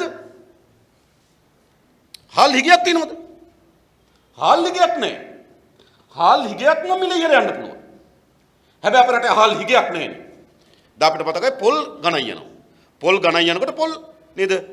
පළදා වෙන්නේ නැති කාලෙට පොල් ගණන් යනවා. ඒතකොට පොල් හිගයක් තියෙනවා. ඒතර පොල් මිල ගණන් යනකයි. ඒතකොට පොලේ පොල් නැහැ. නේද? පොඩි පොල් ඉතුරු වෙලා තියෙන්නේ. නේද? අර කලටි වගේ ඒවා විකිනෙන්න තියෙන්නේ. එහෙමනේ තියෙන්නේ. එතකොට අපිට පිළ ගන්න අපේ හිග නිසා ගණන් ගියා. දැන් හාල් ගණන් ගින් තියෙන හිග නිසාද? කඩේ ගියොත් හාල් නැද්ද? හාල් තියෙනවා. තියෙනවා. කොහෙද කඩේකට ගිහලා හාල් නැහැ කියලා අපෝ වෙලා තියෙනවා. නෑ හාල් තියෙනවා. ප්‍රශ්නේ මොකක්ද? හාල් තියෙනවා මිල වැඩි. ඔකනේ ප්‍රශ්නේ. නේද? එනේ වැඩි ගණන් දීලා හාල් ගන්න පුළුවන්. හාල් හිගයක් නිසා මිල ඉහළ ගියා නෙවෙයි. එහෙනම් මොකද තියෙන්නේ? අපේ වීසා සහල් වෙළඳපොළ ඒකාධිකාරීත්වයක් නිර්මාණය වෙලා තිබෙනවා. ඔන්න ඕක බින්දින්න ආණ්ඩුවක් ඕන. ආණ්ඩුව හදන්නේ ඒවට. ඒක බින්දින්න ඕන. අපේ හාල් මිලදී ගන්නෙ වී මිලදී ගන්නෙ වී තොග රැස් කරන්නේ වී අඹරන්නේ හාල් තොග වෙළඳාම යෙදෙන්නේ මෝල් ලිපිය කීප දෙනෙක්. එසේ ඒගොල්ලන්ට පුළුවන් වෙලා තිබෙනවා වී මිල තීරණය කරන්නත් හාල් මිල තීරණය කරන්නත්. නිකම් මේ නේද නාරයන් පිට මාකට්ටුවට ගිහිල්ලා නේද ඒකින් හාල් මුදලාලි අල්ලගෙන වැඩක් තියෙනවා. වැඩක් නැහැ. එයාට හාල් මිල එයාට කියනවා හාල් කිලෝ එකක් රුපියල් දැම්ම නේද සහතික මිලක් දැම්ම නේද රුපියල් 90. රුපියල් 90ට වඩා විකුණන්න එපා කියලා එයාට කියනවා. එයාට කිව්වට වැඩක් නැහැ. එයාට නේද මම දන්න ඒතර වෙන්නේ මොකක්ද?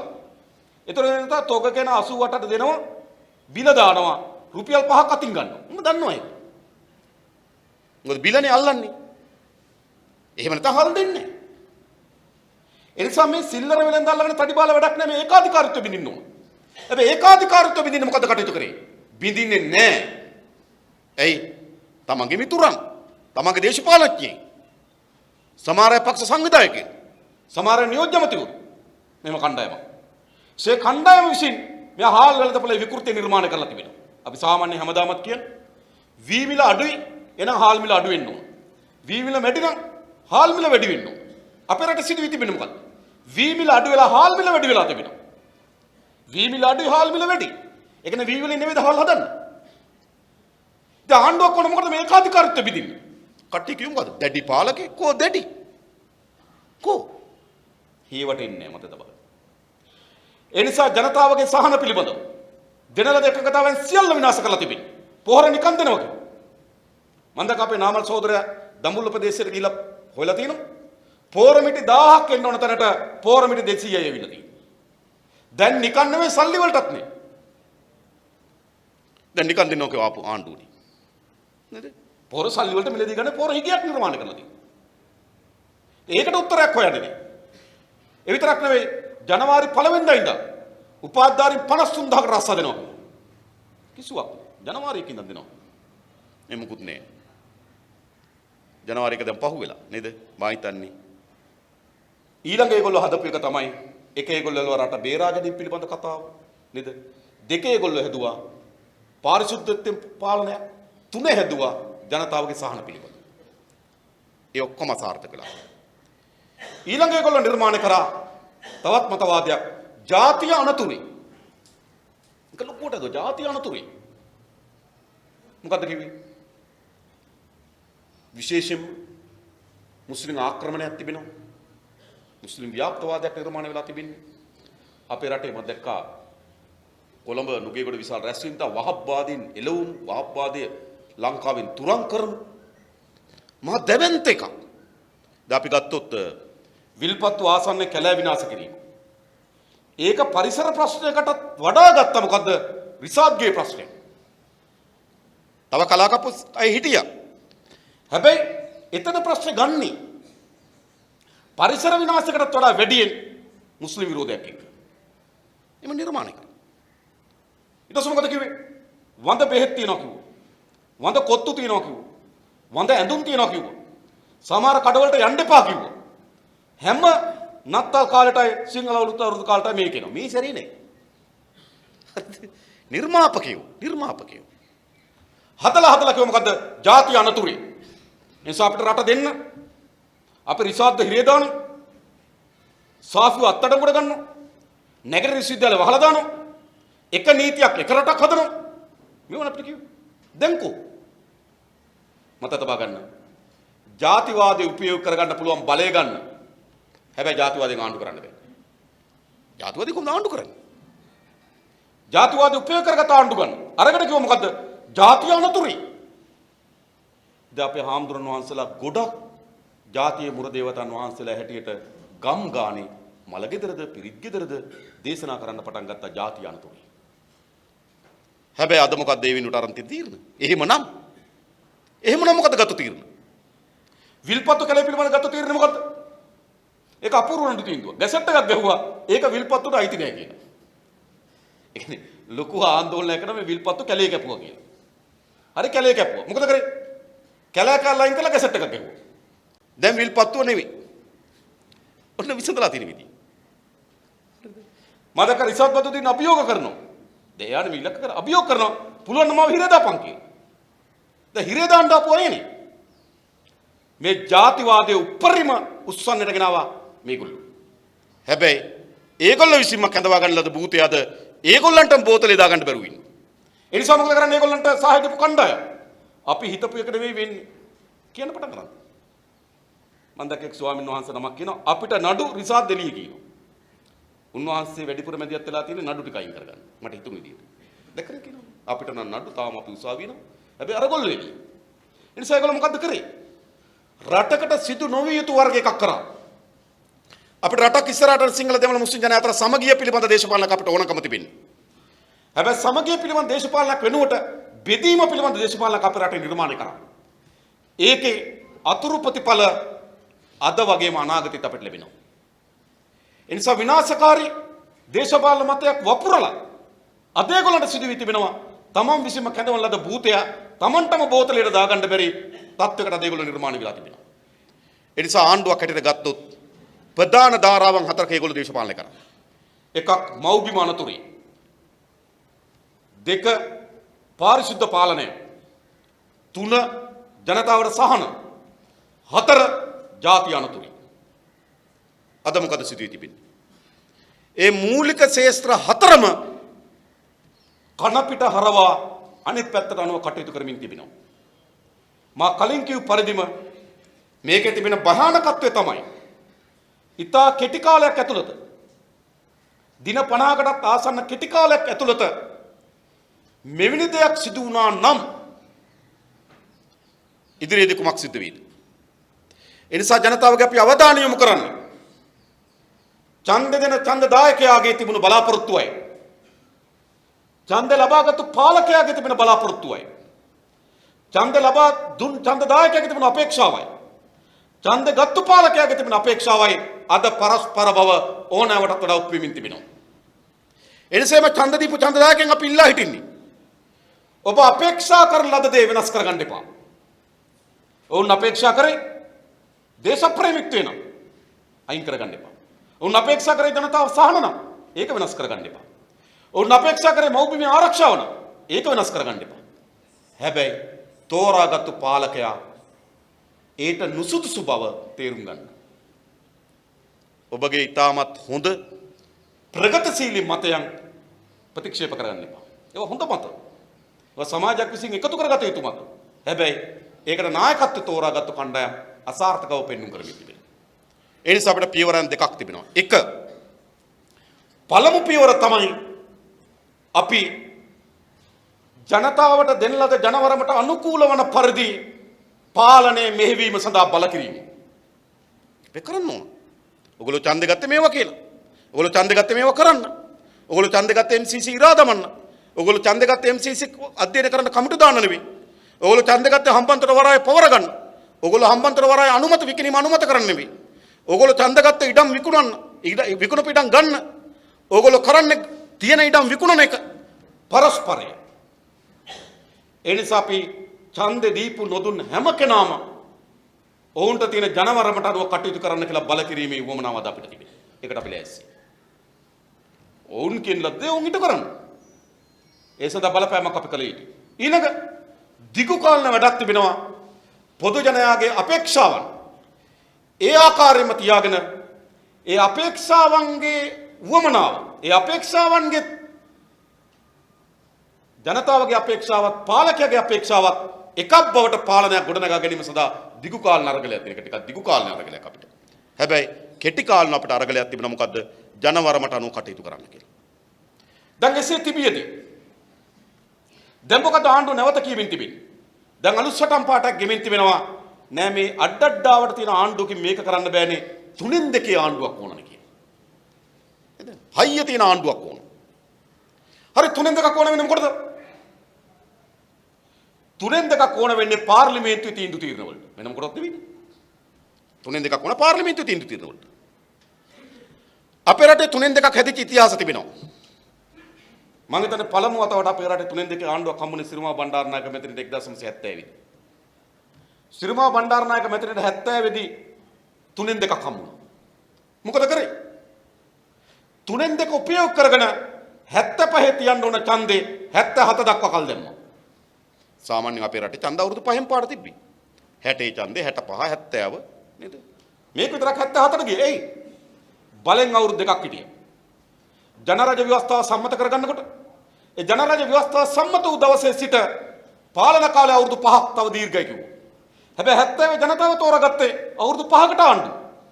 අවුරුදු 5කට තෝරාගත්තු ආණ්ඩුව ජනරජ ව්‍යවස්ථාව ගෙනාව 72 ඒ ව්‍යවස්ථාව සම්මත වෙච්ච දවසේ ඉඳන් අවුරුදු 5යි කිව්වා. ජනවරම අවුරුදු 5යි. හැබැයි ව්‍යවස්ථාවෙන් 3-2 උපයෝග කරගෙන අවුරුදු 7 කරගත්තා. අන්න 3-2 අපේ රට ගැන දීප්පතිපල. ජේ.ආර්. ජයවර්ධනට 3-2 ඉක්මවා යන 6-5ක බලයක් හම්බුණා. සිරිමා මොකද කරේ? 3-2 බලය අරගෙන අවුරුදු 2ක් වැඩියෙන් හිටියා. ජේ.ආර්. මොකද කරේ? 3-2 බලය අරගෙන ඡන්ද තියන්න නැතුව හිටියා.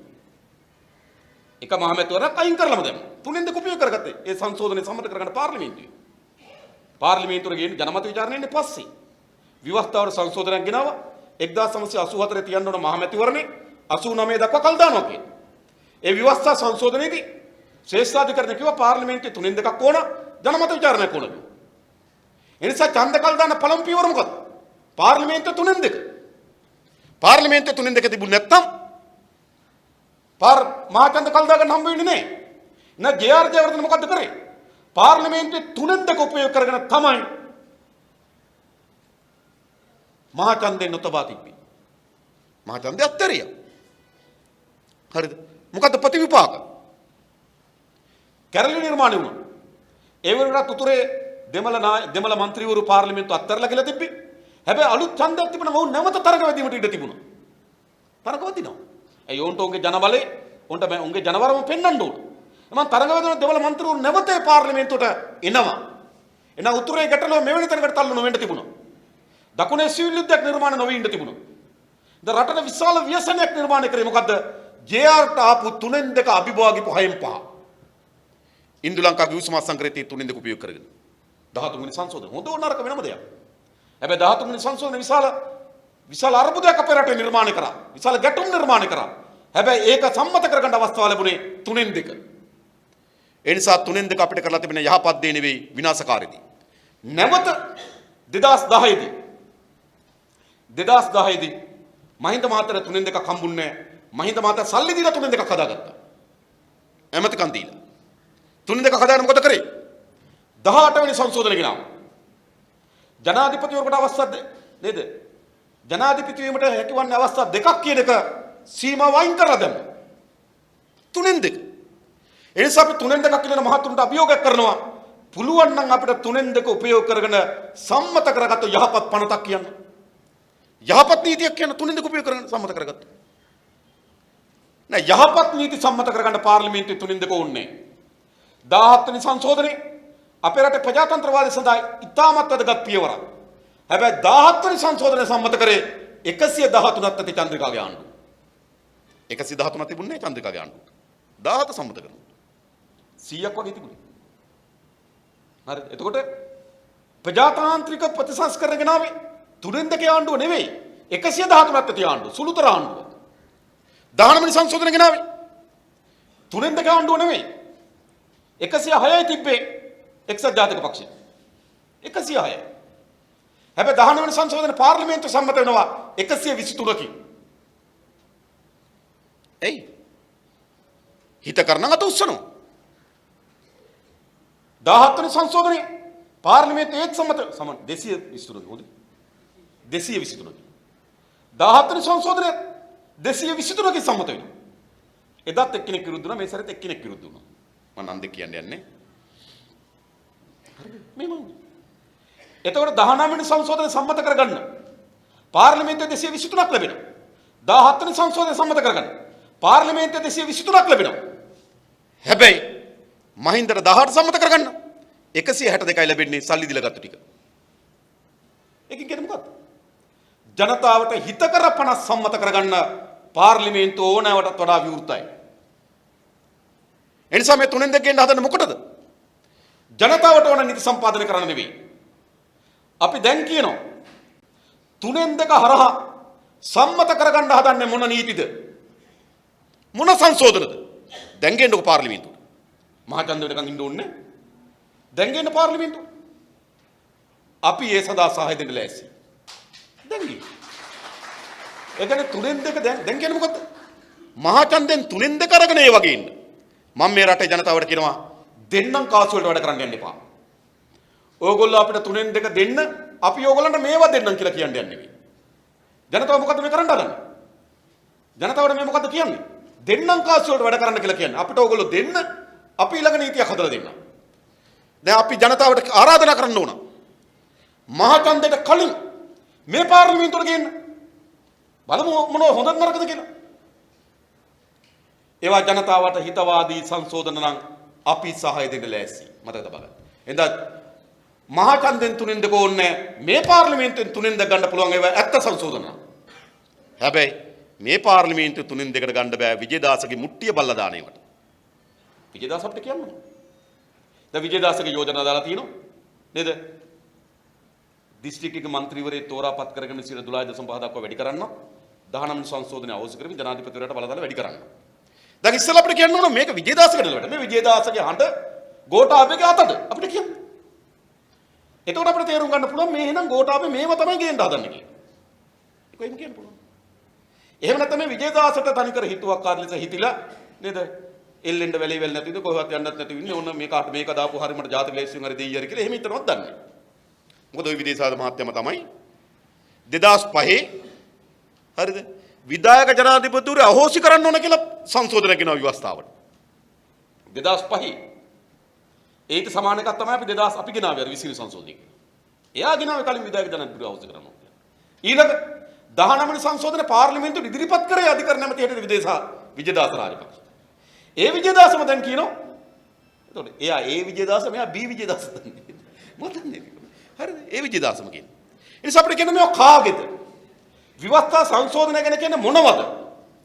දැන් මැතිවරණ කාලේ මොකද්ද කිව්වේ? 19 වෙනි සංශෝධනයෙන් ජනාධිපතිවරයාට බලතල ලැබිලා තිබෙනවා. අගමැතිවරයාට බලතල ලැබිලා තියෙනවා. තවත් බලතල ප්‍රමාණයක් කැබිනට් මණ්ඩලයට, තවත් බලතල ප්‍රමාණයක් පාර්ලිමේන්තුවට. ඒකනේ 19 උන දේ තමයි විධායක ජනාධිපතිවරයා සතු තිබෙන සමහර බලතල පාර්ලිමේන්තුවට ගියා. ඔය විනිසුරුවම් පත් කිරීම, පොලිස්පතිවරයා පත් කිරීම, ව්‍යවස්ථාදායක සභාව, ඔය ජනාධිපතිවරයා කරේ ඔය පාර්ලිමේන්තුවට ගියා. සමහර බලතල කැබිනට් මණ්ඩලයට ආවා. සමහර බලතල අගමැතිවරයාට ගියා. එතකොට විධායක ජනාධිපතිවරයා සතු තිබුණු සමහර බලතල ජනාධිපතිවරයා ගාව ඉතුරු වුණා. සමහර බලතල අගමැතිට ගියා, සමහර බලතල කැබිනට් මණ්ඩලයට ගියා, සමහර බලතල පාර්ලිමේන්තුවට ගියා. ඕකයි 19න් උනේ. දැන් ඒගොල්ලෝ ඡන්ද ව්‍යාපාර කිව්වා 19 හැම වෙලාවෙම ජනාධිපතිවරයා සහ අගමැතිවරයා අතර ගැටුමක් හැදෙනවා.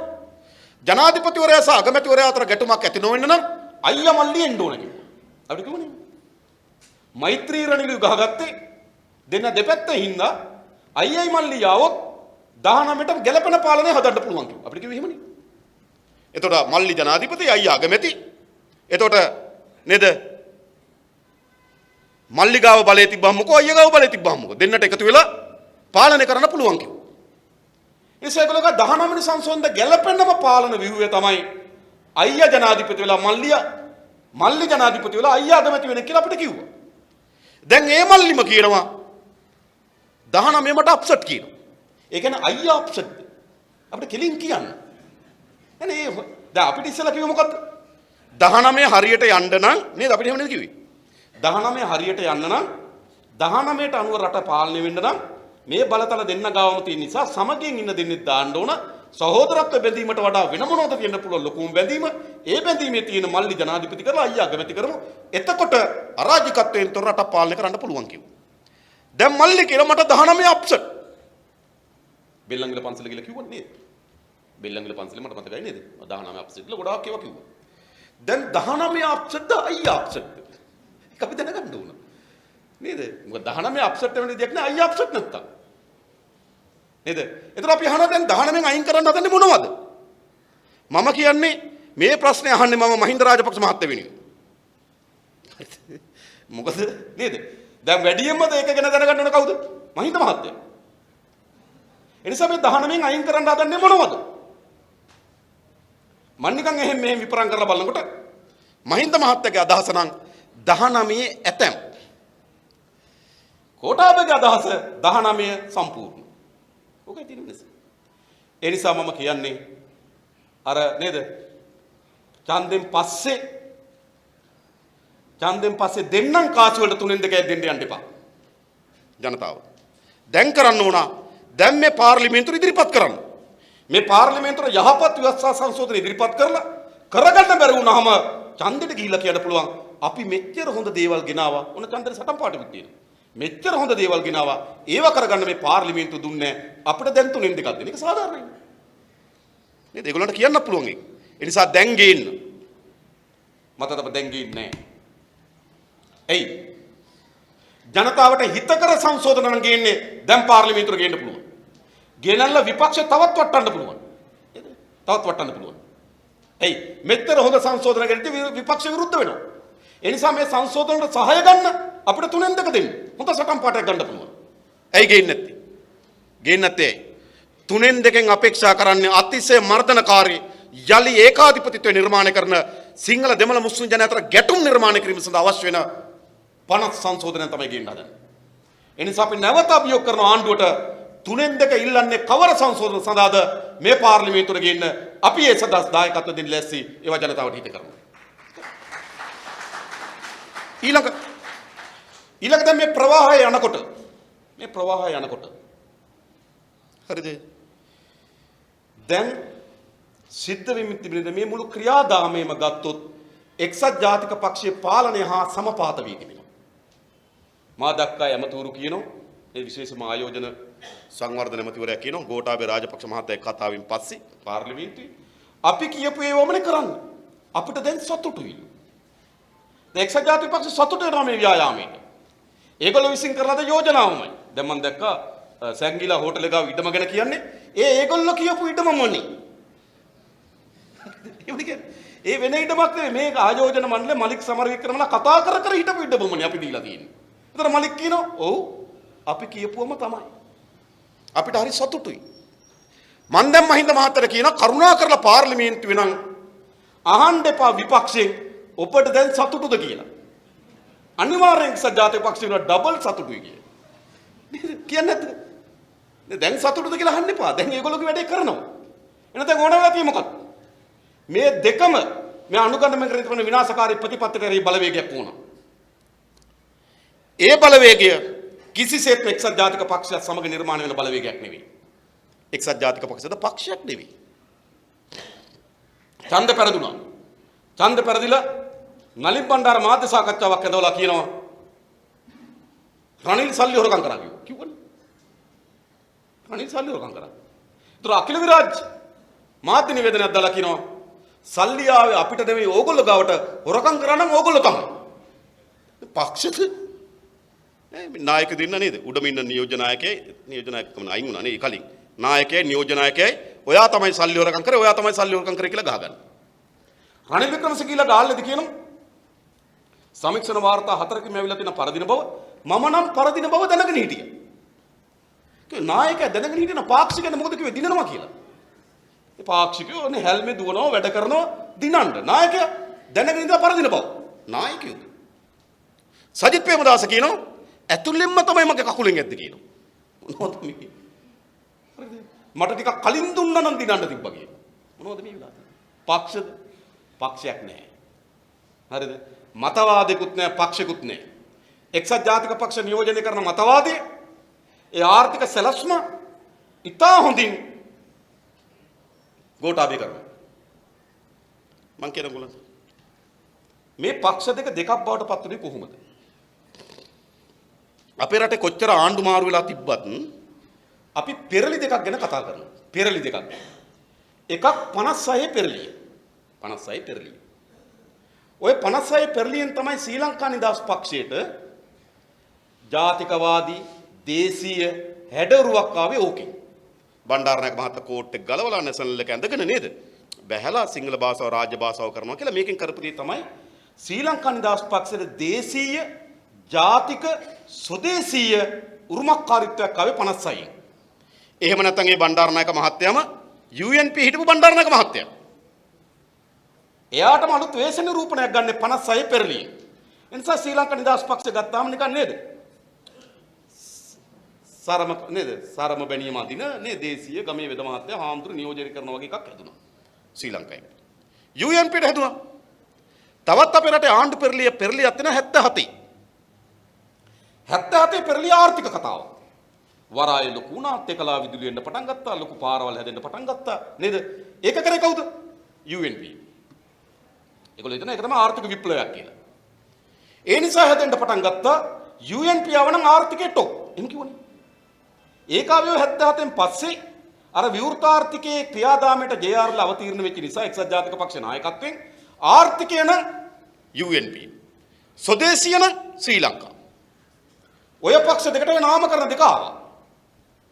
හරිද? ගෝඨාභය මොකද වෙලා තියෙන්නේ?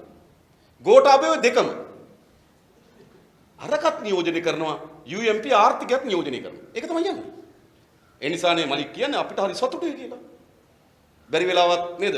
මහින්ද මහත්තයා වුත් පාර්ලිමේන්තුවෙන් ඔබට සතුටුද කියලා. රනිල් කියනවා ඩබල් සතුටුයි කියනවා. ෂුවර්. මම නැවත කියන්නේ. ඇයි ඒ? දැන් ඒ ආර්ථික ගමනත් ඒ අරගෙන තියෙනවා. අර ස්වදේශීය ගතියත් අරගෙන තියෙනවා. ඒක නේ සාටකේ මගේ කරේ නැතුවට හිතේ තියෙනවා කියන්නේ ඒකයි. සාටකේ කරේ නැහැ හිතේ තියෙනවා. ඒ කියන්නේ අර දේශීය උරුවක් ගන්නවා රනිල්ගේ ආර්ථික වැඩ පිළිවෙලක් ගන්නවා. දැන් තවදුරටත් UNP ඉතුරු වෙන සටන් පාටේ මොකද්ද? මොකද්ද UNP කියන්න පුළුවන් ආර්ථික ඔස්තාත්ලා කියලා. අවුරුදු 4මාරක්. ආර්ථිකයට කරපු විනාශය නම් ඉඳ තවදුරටත් මතවාදයක් UNPට නැහැ. මතවාදයක් විතරක් නෙවෙයි සංවිධානිකුත් නෙවෙයි. දැන් එක්සත් ජාතික පක්ෂයේ මොන මතවාදයද පුරවන්නේ? ඕනට තිබුණ ආර්ථික හිමිකාරීත්වය. ආර්ථික හිමිකාරීත්වය පිළිබඳ මතවාදයක් එක්සත් ජාතික පක්ෂයේ තවදුරටත් නැහැ. මොකද තවදුරටත් ආර්ථික ඔස්තාත්ලා කියන්න බෑ. එහෙම නෙටියේ. දැන් කවසන්. සාය ආර්ථික වැඩ පිළිවෙල ගෝඨාභය තමන්ගේ වැඩ පිළිවෙල එකතු කරගන්න. එතකොට එක්සත් ජාතික පක්ෂය මොකටද? ඒගොල්ලන්ට මතවාදයක්වත් නැහැ. ඒ වගේම ඒගොල්ලන්ට සංවිධානයකුත් නැහැ. ඒ නිසා අපි විශ්වාස කරනවා මේ ගොඩනැගෙන පාලනයට එරෙහිව මතයක් ඕන. සාමාන්‍යයෙන් ගත්තොත් 69 ලක්ෂයක් යනකොට 60 ලක්ෂයකට වඩා ජනතාවක් ගෝඨාභයට ඡන්දෙ දුන්නේ නැහැ. ඒ ජනතාවගේ අපේක්ෂාව මොකක්ද? ඒ ජනතාව විතරක් නෙමෙයි මම හිතනවා ඡන්දෙ දීපු ජනතාවගේත් අපේක්ෂාවක් තියෙනවනේ මෙහෙම. ඡන්දෙ දීපු ජනතාව ඒගොල්ලෝ ඡන්දෙ දීලා ආණ්ඩුවක් හදාගත්තා. ඡන්දෙ දීලා ආණ්ඩුව හදාගත්තට පස්සේ ජනතාවගෙන් ආණ්ඩුව අත්හැරෙනවා. ආණ්ඩුව ඕන දේවල් කරනවා. ඡන්ද ගන්නකන් ජනතාවට බැඳෙනවා. ඡන්දේ අරගෙන ආණ්ඩුව හදාගත්තාම ජනතාවට පාලනයක් නැහැ ජනතාවගෙන් ඇත්තරිනවා. ඒ නිසා ආණ්ඩුව හදන දායකත්ව වෙච්ච අයටත් ආණ්ඩුව පාලනය කරන්න නම් ශක්තිමත් විපක්ෂයක් ඕන. ආණ්ඩුව හදපු අයට. ඒ වගේම ආණ්ඩුව හදන්න කන් දෙන්න දුන්න අයටත් ඒගොල්ලන්ටත් විපක්ෂයක් ඕන. අද එහෙනම් මේ එන මැතිවරණයේදී ප්‍රබල වෙන්නේ ආණ්ඩුවක් හදාගැනීමේ පිළිබඳ සාකච්ඡාව නෙවෙයි විපක්ෂයක් හදාගැනීම පිළිබඳ සාකච්ඡාව. මොකද ආණ්ඩුව හැදිලා ඉවරයි. ඒක නා විවාද කරන්න ඕනේ නැහැ. මම මන්දකාර එක්සත් ජාතික පක්ෂ කියනවා. ගෝඨාභයට ගැලපෙනම අගමැති කවුද? ගෝඨාභයට ගැලපෙන අගමැති සජිත් පිස්සු හරි. මොන ලෝකෙක ජීවත් වෙනවද නැත්තේ?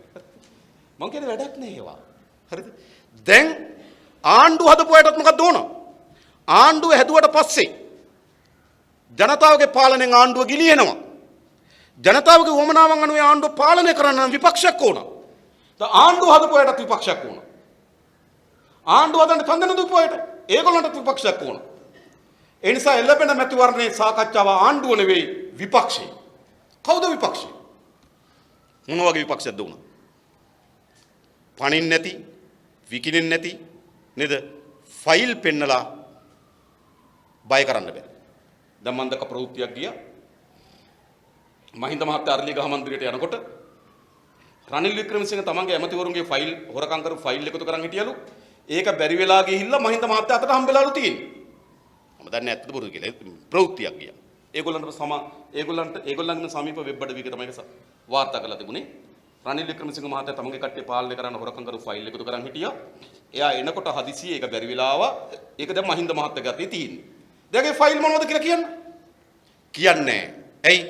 ඒ ෆයිල් එකතු කරලා පාලනය කරනවා විපක්ෂය. ෆයිල් පෙන්නලා පාලනය කරනවා. ඒ නිසා අපිට ඕන කවුද? විකිණෙන්නේ නැති, පණින් නැති ෆයිල් පෙන්නලා පාලනය කරන්න බැරි ප්‍රබල විපක්ෂයක් ගොඩනැගීමේ කාර්යභාරය දැන් අපි පටන් ගන්න ඕන තමයි. ඊළඟ මැතිවරණයේ ප්‍රධාන සාකච්ඡාව ආණ්ඩුව කවුද නෙවෙයි විපක්ෂය කවුද? ආණ්ඩුව තීරණය වෙලා ඉවරයි. ඒ ටික අංග විහිළු කරන්න ඕනේ නැහැ නේද? ආණ්ඩුව තීරණය වෙලා ඉවරයි විපක්ෂය කවුද? අන්න ඒ සඳහා අපිට වැඩක් නෑ. මොන විපක්ෂයක්ද? අර ජනතාවගේ ජනවරම රකින්න. ජනතාව ආණ්ඩුව හදාගන්නකොට ජනතාවගේ අපේක්ෂාවන් ආරක්ෂා කරන. ඒ අපේක්ෂාවන් වෙනුවෙන් සටන් වදින. සැබවින්ම දේශප්‍රේමීත්වය. සැබවින්ම සිංහල දෙමළ මුස්ලිම් ජනතාව අතර සමගිය. සැබවින්ම ජනතාවගේ සහන. සැබවින් පාරිශුද්ධ පාලනය ගොඩනගා ගැනීමට සමත් වෙන විපක්ෂයක්. අන්න ඒ වෙනුවෙන් විශේෂයෙන්ම අවධාරණය කරනවා අප ජාතික ජන බලවේගයේ ලෙස එළඹෙන මැතිවරණ තරඟ වදින්න සූදානම්. ජාතික ජන බලවේගය. අපි විශ්වාස කරන අය තමයි මේ රට ගොඩනැගිය හැකි ප්‍රබලතම සහ විශ්වාසවන්තම ආයතන බවට පත් කරගත හැකි වන්නේ. අන්න ඒ වෙනුවෙන් අපි වැඩ කරමු. ආණ්ඩුවේ පරස්පරතාවය ජනතාවගෙන ගෙන යමු. අපි මේ පරස්පරතාවය ගෙන යන්නේ විශේෂම ආණ්ඩුව ජනතාවට දන එකඟතාවයන් සහ ජනවරම් මත පිහිටුවා කටයුතු කිරීම සඳහා බල කරමු. ඒ වෙනුවෙන් අපි හැමදෙනා එකතු වෙමු මැදිහත් වෙමු කියලා ආරාධනා කරමින් මම නතර වෙනවා. බොහොම ස්තුතියි හැමදෙනාටම ජය වේවා කියලා ප්‍රාර්ථනා කරනවා.